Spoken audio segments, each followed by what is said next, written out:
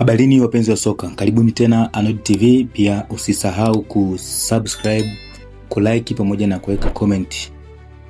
Naam, kama tunavyojua, kesho macho na masikio ya Afrika yatakuwa pale nchini Misri katika mji wa Alexandria, tukishuhudia mtanange mkali kabisa wa CAF Champions League kati ya wenyeji Al Ahly na timu kutoka Tanzania, Dar es Salaam Yanga Africa.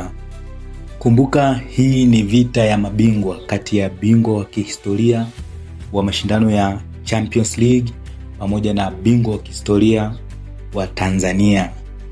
Je, Yanga ina mbinu gani za kuwazuia mabingwa hawa mara 12 wa Afrika?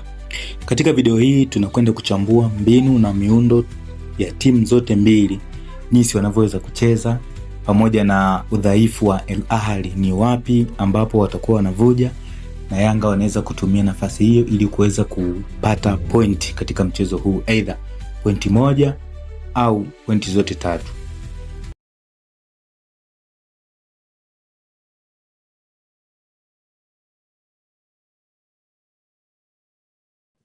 Habarini wapenzi wa soka, karibuni tena Anod TV. Pia usisahau kusubscribe, kulike pamoja na kuweka comment.